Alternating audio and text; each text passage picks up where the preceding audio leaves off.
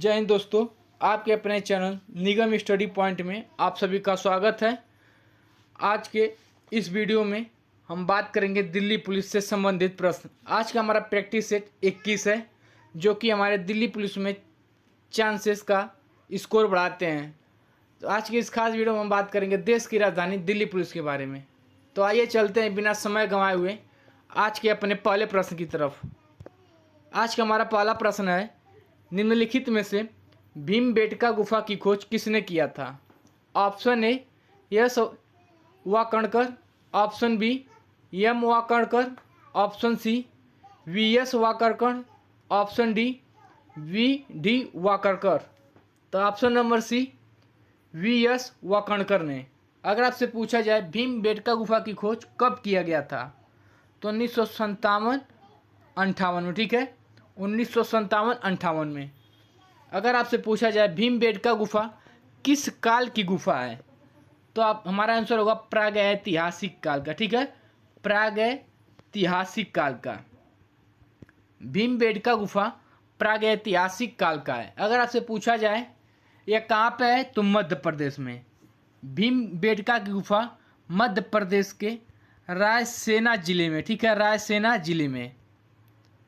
अगर आपसे पूछा जाए भीमबेटका गुफा को यूनेस्को ने अपने सूची में कब शामिल किया, तो 2003 में। ठीक है, भीमबेटका गुफा को यूनेस्को ने अपने सूची में 2003 में शामिल किया। अगला प्रश्न है हमारा, निम्नलिखित में से सौरमंडल का सबसे बड़ा ग्रह कौन सा है? ऑप्शन ए बृहस्पति, ऑप्शन बी शुक्र, ऑप्शन सी बुध, ऑप्शन डी मंगल। तो हमारा आंसर होगा ऑप्शन नंबर ए बृहस्पति।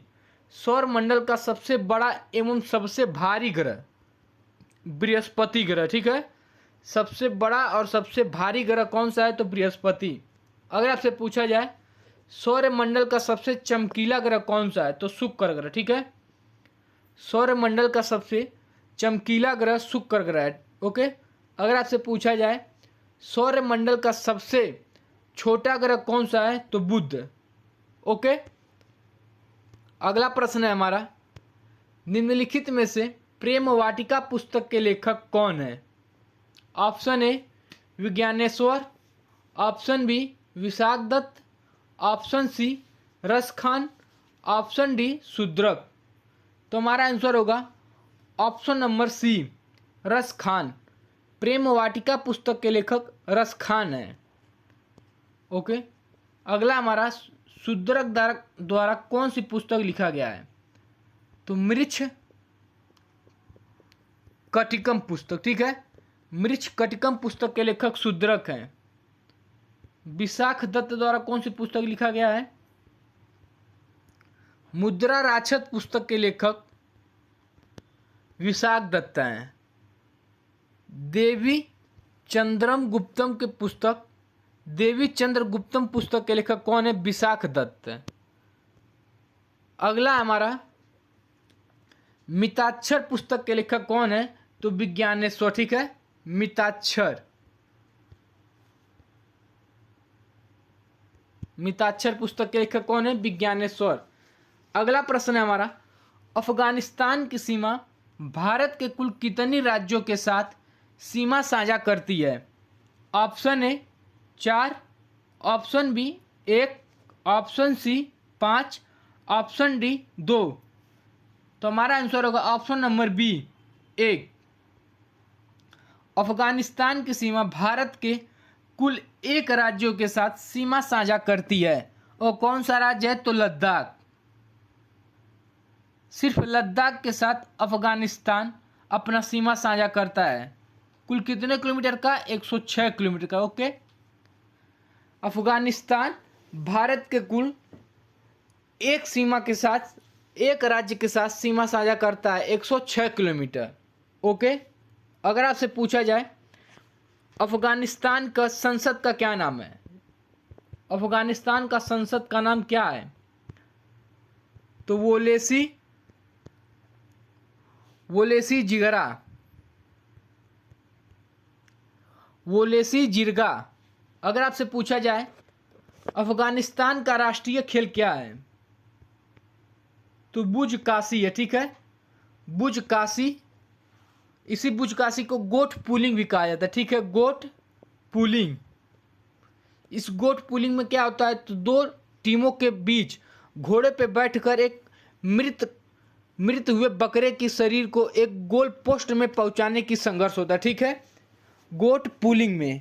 अगर आपसे पूछा जाए अफगानिस्तान की सबसे ऊंची चोटी कौन सा है? तो माउंट नौशाक। कौन सी है? माउंट नौशाक। अफगानिस्तान की सबसे ऊंची चोटी माउंट नौशाक है। और अफगानिस्तान की सबसे लंबी नदी कौन सी है? तो हेलमंद नदी, ठीक है।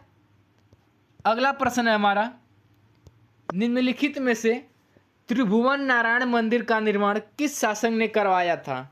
Option A Muhammad bin Tughlaq, option B Raja Bhoj, option C Babur और ऑप्शन डी महाराणा प्रताप। तो हमारा आंसर होगा option number B, Raja Bhoj ने। त्रिभुवन नारायण मंदिर का निर्माण राजा भोज ने करवाया था। कहाँ पे? चित्तौड़ में। चित्तौड़ कहाँ पर है? राजस्थान में।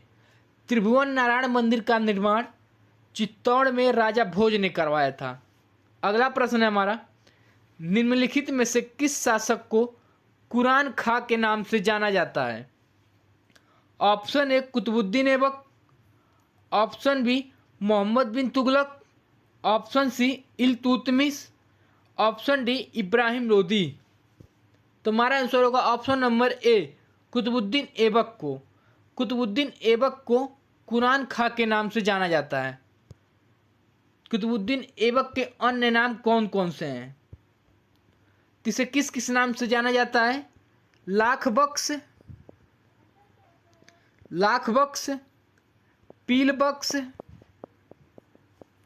पील बख्श, हातिम द्वितीय। इसका अन्य नाम क्या क्या है कुतुबुद्दीन ऐबक का? लाख बख्श, पील बख्श, हातिम द्वितीय और कुरान खां के नाम से जाना जाता है। अगर आपसे पूछा जाए कुतुबुद्दीन ऐबक का शासनकाल कब से कब तक था? तो 1206 से 1210 तक, ठीक है। कुतुबुद्दीन ऐबक का शासनकाल 1206 से 1210 तक था। कुतुबुद्दीन ऐबक ने कुतुब मीनार का निर्माण कराया था, ठीक है। इसने निर्माण प्रारंभ करवाया था, ओके। ये पूरा नहीं करवा पाया था। कुतुबुद्दीन ऐबक ने कुतुब मीनार का निर्माण प्रारंभ करवाया था। अगर आपसे पूछा जाए कुतुब मीनार की लंबाई कितनी है? तो 240 फीट। फीट में पूछे तो 240 फीट और मीटर में पूछे तो 73 मीटर, ओके। कुतुब मीनार की ऊंचाई 73 मीटर और फीट में पूछे तो 240 फीट। अगर आपसे पूछा जाए कुतुब मीनार का निर्माण इसने किसके याद में करवाया था? तो बख्तियार काकी के याद में, जो कि इसके गुरु थे। कुतुब मीनार और इल्तुतमिश किसके शिष्य थे? तो बख्तियार काकी के। इल्तुतमिश ने बख्तियार काकी के याद में कुतुब मीनार का निर्माण करवाया था। अगला प्रश्न है हमारा, निम्नलिखित में से संविधान सभा की अंतिम बैठक कब हुई थी? ऑप्शन ए 24 जनवरी 1950, ऑप्शन बी 26 नवंबर 1949, ऑप्शन सी 9 दिसंबर 1946, ऑप्शन डी 26 जनवरी 1950। तो हमारा आंसर होगा ऑप्शन नंबर ए 24 जनवरी 1950 को। संविधान सभा की अंतिम बैठक 24 जनवरी 1950 को हुआ था। अगर आपसे पूछा जाए संविधान पर कुल कितने लोगों का हस्ताक्षर है? तो 284 लोगों का हस्ताक्षर, ठीक है। संविधान पर कुल 284 लोगों का हस्ताक्षर है। संविधान सभा में संविधान कब अपनाया गया? अगर आपसे पूछा जाए संविधान कब अपनाया गया, तो 26 नवंबर 1949 को, ठीक है। संविधान सभा द्वारा संविधान को 26 नवंबर 1949 को अपनाया गया था। अगर आपसे पूछा जाए संविधान सभा द्वारा संविधान कब लागू किया गया, तो 26 जनवरी 1950 को, ठीक है। संविधान सभा द्वारा संविधान को कब अपनाया गया, तो 26 नवंबर 1949 को। और संविधान सभा द्वारा संविधान कब लागू किया गया? तो 26 जनवरी 1950 को। संविधान पर कुल कितने दिन बहस हुआ था? तो 114 दिन। ठीक है, संविधान पर कुल कितने दिन बहस हुआ था? तो 114 दिन। अगला प्रश्न है हमारा, निम्नलिखित में से हुरकिया बाउल लोक नृत्य किस राज्य में मनाया जाता है? Option A Uttarakhand, option B Madhya Pradesh, option C Andhra Pradesh, option D Maharashtra. तो हमारा आंसर होगा ऑप्शन नंबर ए उत्तराखंड में। हुरकिया बाउल लोक नृत्य उत्तराखंड में मनाया जाता है। उत्तराखंड में मनाए जाने वाले अन्य लोक नृत्य कौन कौन से हैं? जैसे कि गढ़वाली लोक नृत्य, अगला हमारा कुमायूनी लोक नृत्य, अगला हमारा भोटिया लोक नृत्य, डंडाला लोक नृत्य, अगला हमारा पांडव लोक नृत्य और बदरा नाटी लोक नृत्य। ठीक है, बदरा नाटी लोक नृत्य। उत्तराखंड में कौन कौन से लोक नृत्य मनाए जाते हैं? हुरकिया बाउल लोक नृत्य, गढ़वाली लोक नृत्य, कुमायूनी लोक नृत्य, भोरिया लोक नृत्य, डंडाला लोक नृत्य, बदरा नाटी लोक नृत्य और पांडव लोक नृत्य। कहाँ पे मनाया जाता है? उत्तराखंड में। अगला प्रश्न है हमारा, निम्नलिखित में से राजेंद्र कुलकर्णी किस वाद्य यंत्र से संबंधित हैं?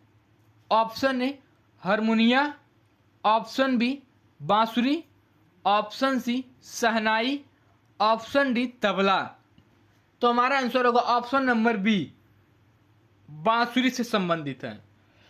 राजेंद्र कुलकर्णी बांसुरी से संबंधित है। बांसुरी से संबंधित अन्य कलाकार जैसे टी.एस. शंकरन, राजेंद्र कुलकर्णी, पन्नालाल घोष, हरिप्रसाद चौरसिया,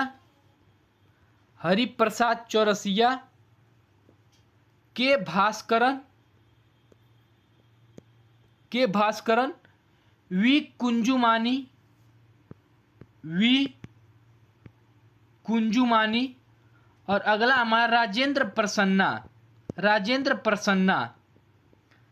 बांसुरी वादक कौन कौन है? टी.एस. शंकरन, राजेंद्र कुलकर्णी, पन्नालाल घोष, हरिप्रसाद चौरसिया, के भास्करन, वी कुंजुमानी और राजेंद्र प्रसन्ना। अगला प्रश्न है हमारा, निम्नलिखित में से ओंकारेश्वर मंदिर किस राज्य में स्थित है? Option A Assam, option B Tripura, option C Madhya Pradesh, option C Madhya Pradesh, option D Rajasthan. तो हमारा आंसर होगा ऑप्शन नंबर सी मध्य प्रदेश में। ओंकारेश्वर मंदिर मध्य प्रदेश में स्थित है और कंडारिया महादेव मंदिर मध्य प्रदेश में स्थित है। ठीक है,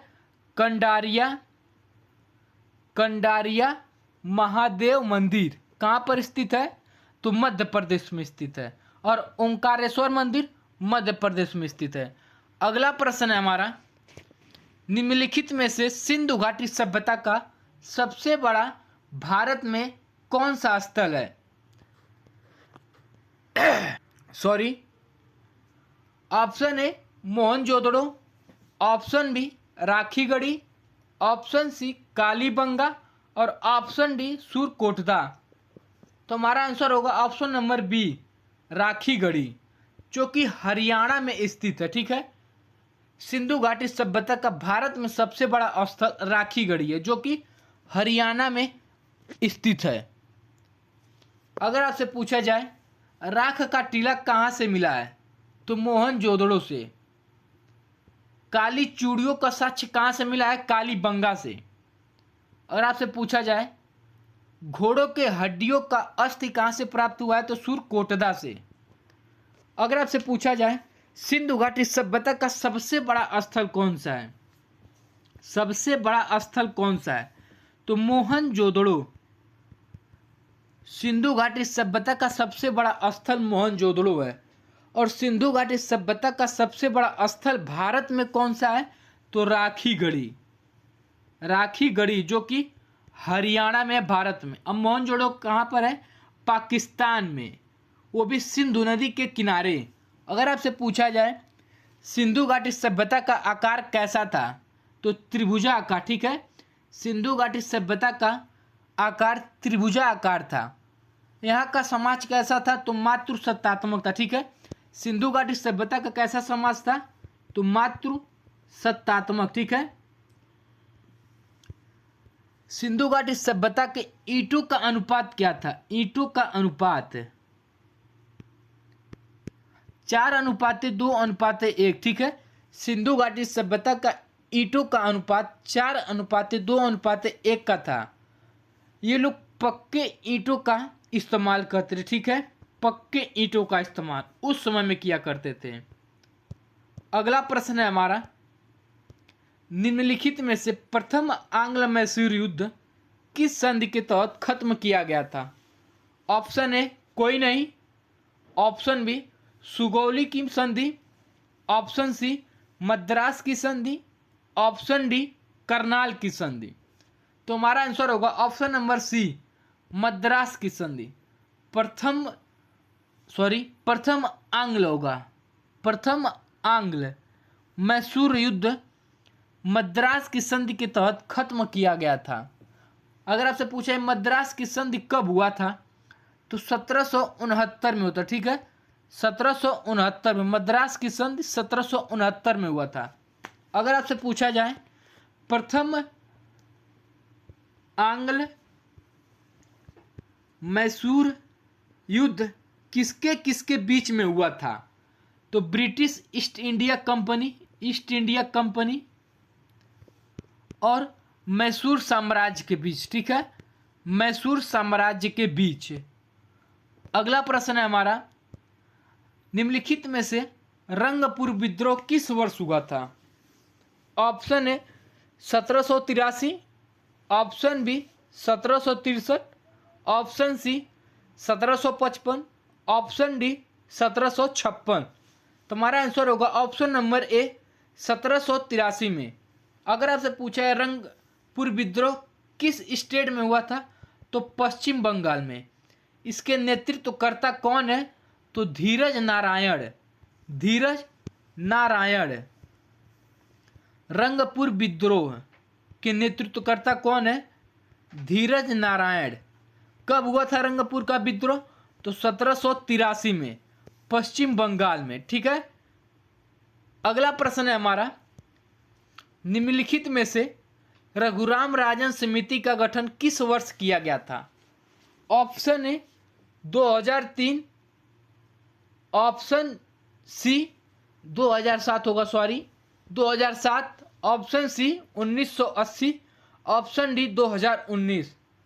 तो हमारा आंसर होगा ऑप्शन नंबर बी 2007 में। रघुराजन समिति का गठन 2007 में किया गया था। अगर आपसे पूछा जाए रघुराजन समिति किससे संबंधित है, तो वित्तीय क्षेत्र सुधार से, ठीक है।